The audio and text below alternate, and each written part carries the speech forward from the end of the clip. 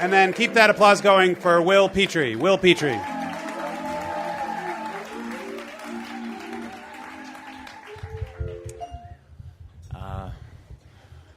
So this story takes place June 3rd and June 4th, 2007. It was a weekend, and half of my weekend was really, really good. I was 24, living in New York. I'll start with Saturday. Saturday was June 3rd. Some friends of mine and I put up this wild, weird show on the Lower East Side, and it was closing night. We all went out to celebrate, and that night I was wearing the very first suit I ever bought. It was a beautiful, slim-cut blue suit. Earlier that day, I finished wrapping up something called a web series. This is 2007. We're all going to be famous, you know. And my costume was a suit, and it fit so well that I bought it from wardrobe. And that night, I felt like the best-dressed guy at the party. But all parties have to end. Eventually, it was time for me to go. So I'm an urban bicyclist. It's important in the story. It's my favorite way of getting around New York. That night, I had my bike. And I was living on the Upper West Side at the time, and I was coming from the Lower East Side. So I'm biking up on the east side, you know, still in my suit, you know, wind in my hair, full fantasy of being 24 in the big city. And I'm thinking, like, you know, it's Saturday night. People are probably drinking and driving. It'll be safer for me to cut through Central Park, and that'll put me a few blocks away from my apartment. So I bike through. So when I get out on Central Park West, I'm a few blocks north of my apartment, so I turn my bike to the left, and I start heading south. And as soon as I get into the bike lane, a police car pulls up next to me. And I don't hear what they're saying, but I see them gesturing like this. So I'm thinking, you know, real quick, I look around. There's no cars on the road. So I'm like, oh, maybe Central Park West is closed to traffic. So I turn my bike to the right, and I go down a side street, and the police car follows me. And, you know, I'm moving along at a pretty decent pace, and the road is pretty narrow, and I can just feel the police car really, really close to me. And so I look over my shoulder, and I see the officer driving the car reach out the window to try to grab the back of my blazer. And the only thing I could think is, like, this escalated pretty quickly.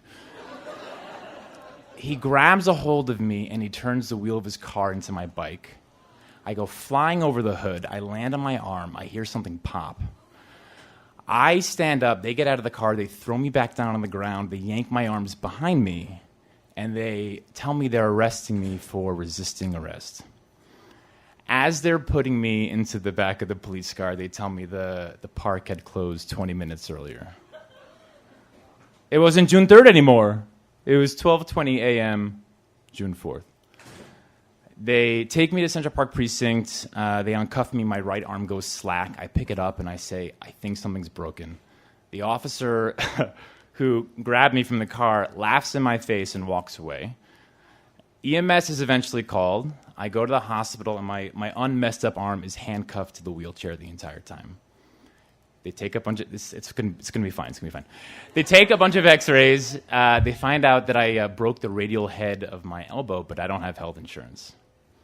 I go back to the precinct. They deliver me downtown to Central Booking, and I spend 10 hours in the clink with four or five other guys. You know, when it came time for the cheese sandwiches and all that, and I just pulled my blazer up, now scuffed up from the altercation, over my eyes, and thought of places I'd rather be. I go to night court. The judge hears what happened. She says, don't get arrested in the next 6 months, and it's off your record. Gavel, it's over in 40 seconds. They hand me an envelope full of my shoelaces, which I guess they removed from me when I went into custody. I don't recall that at all. But I can't relace my shoes because I have one arm in a sling. And I remember this so clearly. I'm walking through the empty halls of justice. It's Sunday night. The lights are off. Like, no one's there. With my shoelaces in hand, with big floppy clown shoes, just looking for the exit. A couple days later, I meet up with a friend of mine. He was a teacher of mine at NYU. His name's Michael. And we meet up at the fountain of Lincoln Center, and I sort of unload onto him everything that happened. And he's very, very quiet as I'm talking. And when I'm done, he says, I want you to be careful. I say, what do you mean? He's like, this could be something that just tips you over to the other side. Just like take notice of your thought patterns over the next few weeks and months. This could change you in more ways than just one. And that's something that I try to think about every single day. You know, as I moved on from that weekend, I realized something did change when the calendar shifted from June 3rd to June 4th. Because before June 3rd, I was always that kid on a bike. cutting through life like a razor, blissfully unaware of the reality around me. But after June 4th, certain things became a little harder to ignore. And part of this is just getting older, I know. But, nowadays, waking up, getting, a twinge of elbow pain 10 years after the fact, hearing the news about another mass shooting, thinking Donald Trump could actually be our president. The thought of drinking gin at 10 o'clock in the morning becomes much more appealing.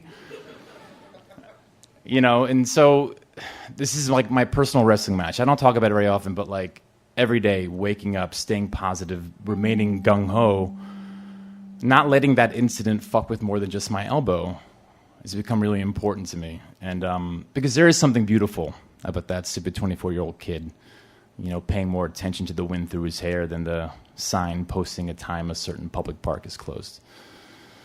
And part of that effort is to remain grateful about everything that's happened to me and stay excited about things coming down the pike. And